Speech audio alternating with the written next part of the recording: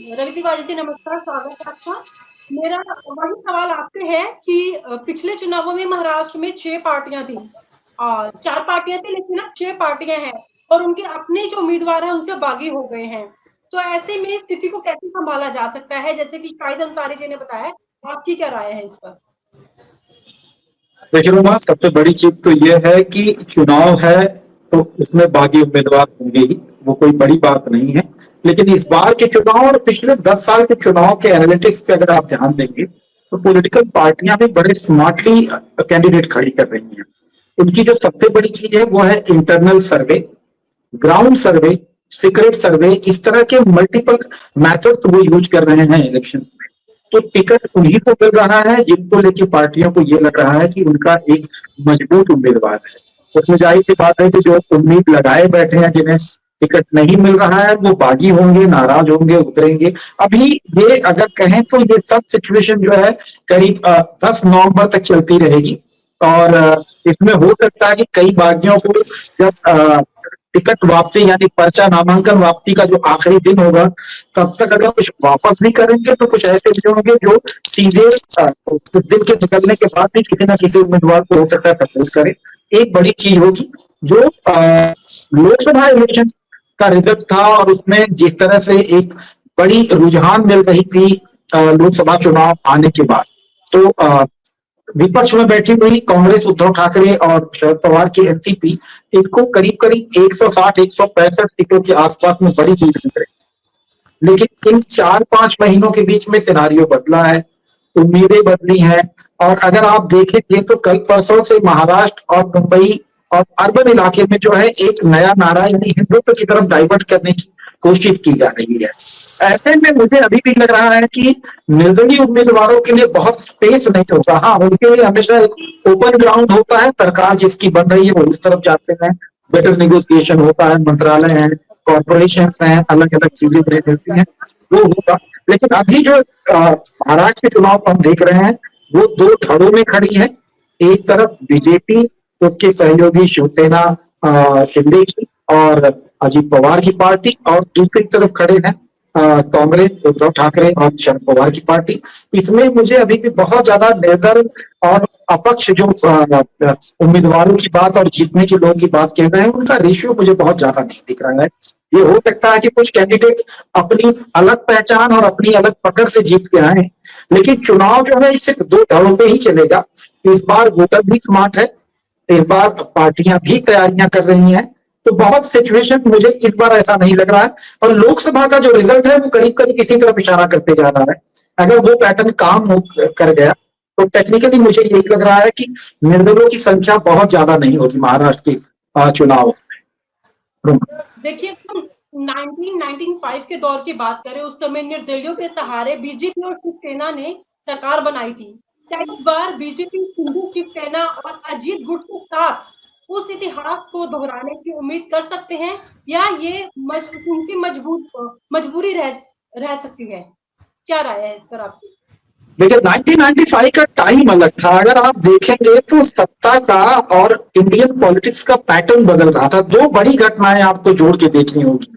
एक रहा है मंडल कमीशन की रिपोर्ट, और दूसरी रही है 1992 की बाबरी का मामला। ये दो ऐसे मामले रहे जो मुझे लगता है कि इंडियन पॉलिटिक्स का पूरा एक मैप चेंज हो रहा था, मोनोपोली चेंज हो रही थी। पॉलिटिकल पार्टियां जो ग्रिप बना रही थी स्पेसिफिक जातियों पे, स्पेसिफिक धर्मों पे, वो बदल रहा था। बीजेपी का उदय कहीं ना कहीं दो बड़ी घटनाओं को लेकर जोड़ के देखा जाता है। तो ऐसे में मुझे लग रहा है कि महाराष्ट्र में कांग्रेस के हाथ से सत्ता गई थी, तो ऐसे में निर्दलों के लिए उनके नंबर्स मैटर कर रहे थे। कई जगहों पे मार्जिन थी जहां पे अभी वो स्थिति मुझे नहीं दिख रही है। हो सकता है कि चुनाव के आखिरी दौर तक वोटर कंफ्यूज हो, क्योंकि एक बड़ा धड़ा जो है वो ये जरूर चाह रहा है कि मुख्य मुद्दे से भटके लोग, जैसे मराठा आंदोलन एक बड़ा मुद्दा रहा है पिछले साल भर से अगर महाराष्ट्र का देखा जाए। लेकिन जैसे जैसे चुनाव करीब आ रहा है तो एक तरफ हिंदुत्व की तरफ चीजें डाइवर्ट हो रही हैं, ओबीसी वोटों की तरफ डाइवर्ट हो रही है। डेवलपमेंट का जो एक प्रोसेस रहा है जो पिछले 10 सालों से बीजेपी बार बार कहती रही है, वो इस चुनाव में आपको कहीं दिखेगा नहीं। तो हो सकता है आने वाले दिनों में चुनाव के मुद्दे बहुत माइक्रो लेवल पे जाएं। ऐसे में वोटर कंफ्यूज होगा, हो सकता है कुछ रेशियो बढ़े, लेकिन मार्जिन इस बार घटेगी जीते हुए उम्मीदवारों की, जीतने वाले उम्मीदवारों की। और वो हो सकता है कि एक बड़ा नंबर हो जो 5,000 और उससे नीचे जीतने वाले उम्मीदवारों की होगी। तो मुझे लगता है कि वो देखना होगा। लेकिन अभी भी जो ग्राउंड पे हम लोग जिन लोगों से बातें कर रहे हैं, जो कैंडिडेट खड़े हैं, जो डायरेक्ट फाइट्स की जो कंडीशंस बनी हुई है, उसमें आर पार की लड़ाइयां चल रही हैं। मेजर सीटों पे तो ज्यादातर दिख रही है।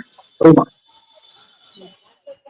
शाहिद जी, मेरा जो अगला सवाल आपसे वो ये है कि शिवसेना, एनसीपी और अन्य दलों में हुए विभाजन से बगावत की जो लहर चली है ना, क्या इससे बीजेपी को फायदा मिल सकता है या इससे उसके लिए हालात और ज्यादा कठिन हो सकते हैं? इस पर क्या कहेंगे आप?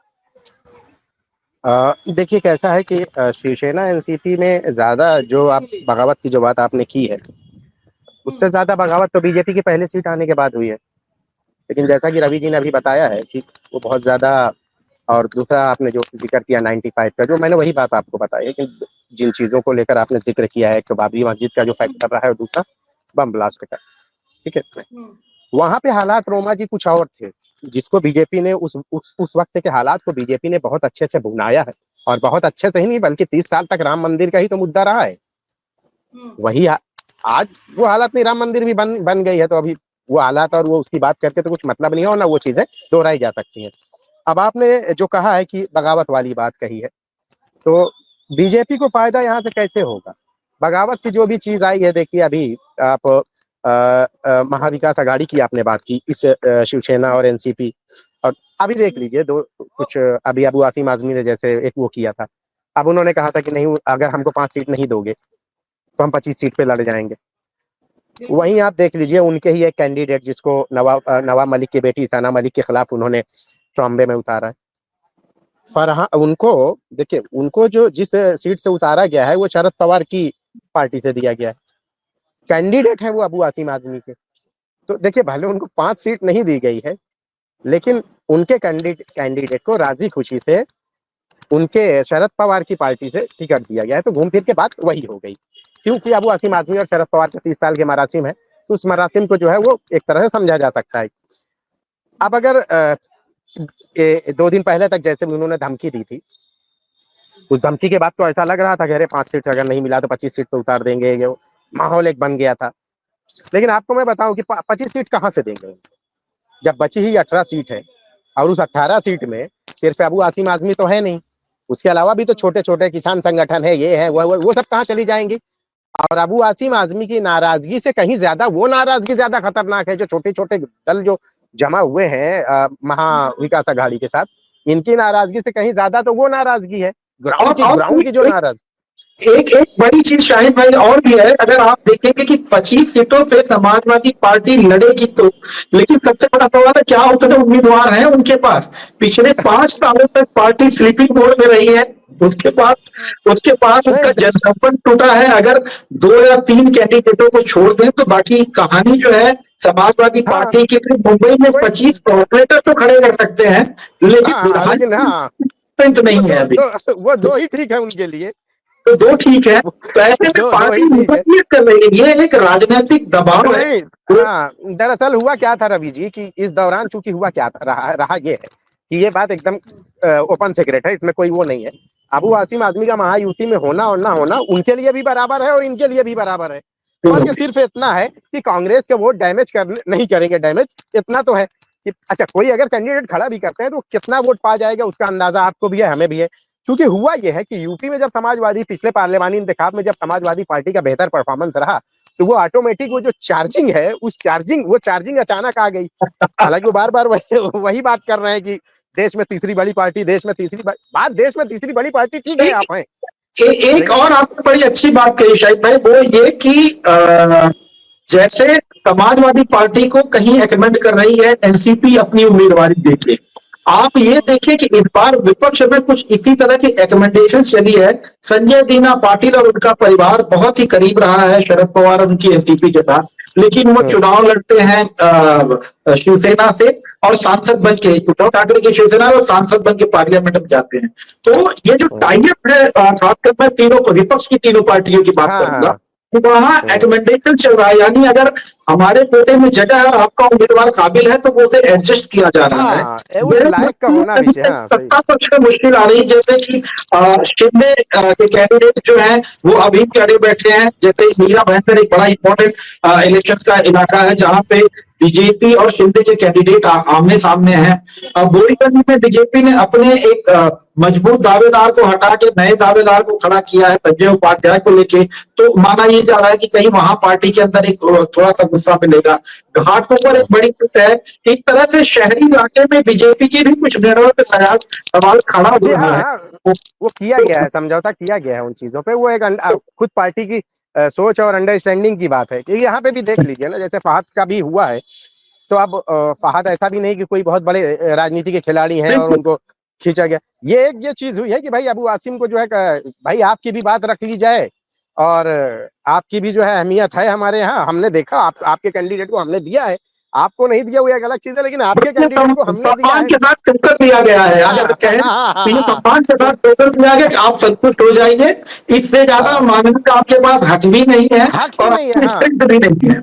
और रवि जी हक कैसे होगा भाई? महाराष्ट्र में देखिए समाजवादी पार्टी ने जो चीजें की है, सॉरी समाजवादी पार्टी की मैं बात कर रहा हूँ, महाविकास आघाड़ी ने जो सीटों का फार्मूला तय करके 18 सीट जो बची है वो इसीलिए रखा गया है ना। एक तो देखिए कि उनके अंदर भी कोई नाराजगी आती है और कोई नहीं मानने को तैयार है तो कहीं ना कहीं उसको ठीक है कुछ तरीके अपनाए जाएंगे। या उसके अलावा जो छोटे छोटे जो सपोर्ट रहे हैं वो छोटे सपोर्ट हमको लग रहे हैं छोटे सपोर्ट है, लेकिन ग्राउंड पे जब जाते हैं ग्रामीण क्षेत्र में जो किसानों की यूनियन है, किसानों की तंजीमें हैं, ये सब बहुत माने रखती हैं, वो वोट भी बहुत माने रखते हैं भाई वहां पे। शेतकरी कामगार संगठन शेतकरी कामगार में बड़ी ही मजबूत पार्टी मानी जा रही है। तो इसके पहले भी चुनाव में वो 2 से 3 कैंडिडेट अपने लाते रहे हैं। तो ये माना जा रहा है कि जो कि शरद पवार के करीब की पार्टी मानी जाती रही, उनकी रिश्तेदारियां भी हैं और उन इलाकों में उनकी पकड़ अच्छी रही है। तो माना जा रहा है कभी भी 1 या 2 सीट उनके लिए दी जाएगी। तो इस तरीके से लोगों को संतुष्ट किया जा रहा है कि वो रहे भी और उनके खाते में जाए। यानी कल को अगर सरकार बनाने की स्थिति होगी तो ये पूरे के पूरे एमएलए जो है वो इनके साथ जुड़ेंगे। ये एक बड़ा सवाल हो जाएगा जी। और दूसरा देखिए कि वो जयरांगे पाटिल का भी तो एक बार वो भी तैयार हो गए हैं। तो और यहाँ पे ऐसा है कि महाविकास आघाड़ी हो या बीजेपी, क्योंकि उनकी मुखालफत जो विरोध जो है ज्यादा करके वो देवेंद्र फडणवीस को लेके है, तो कहीं ना कहीं इसको भी जो है बीजेपी के साथ है। और बीजेपी के साथ ही बीजेपी के जो खासकर मराठा कैंडिडेट हैं जिन्होंने उस मूवमेंट में साथ नहीं दिया है, जयरांगे पाटिल के ज्यादातर उम्मीदवार खड़े हो रहे हैं उन्हीं कैंडिडेटों के सामने। पिछले 2 से 3 महीने पहले तक तो ऐसी स्थिति रही, करीब 7 बीजेपी के एमएलए वो अपने चुनाव क्षेत्र से चुनाव लड़ना ही नहीं चाहते थे। उन्होंने पार्टी को कह दिया था कि मराठा आरक्षण का भूत अगर आपने फिर से बंद नहीं किया तो ये उन्हें जीतने नहीं देगा और वो हारने के लिए चुनाव नहीं लड़ रहे हैं। तो ये स्थिति अगर आप देखेंगे तो कहीं ना कहीं जो एक चुनाव की जो पूरी मैथ है, जो गणित है जीत को लेकर बनाई जा रही है, वो दोनों घटक दोनों तरफ के लोग वो बना रहे हैं। और ऐसे में महाराष्ट्र का ये चुनाव आप इसे मैं यही कहूंगा कि हरियाणा या छत्तीसगढ़ की विनिंग चुनाव से मत देखिएगा। ये एक केस स्टडी होगी इंडियन पॉलिटिक्स और इलेक्शंस को लेकर। और आप हमसे जुड़े रहने के लिए सब्सक्राइब करें YouTube पर, फॉलो करें Twitter पर और लाइक करें Facebook पर। और ज्यादा जानकारी के लिए आपको टाइप करना होगा सिर्फ न्यूज़ नशा।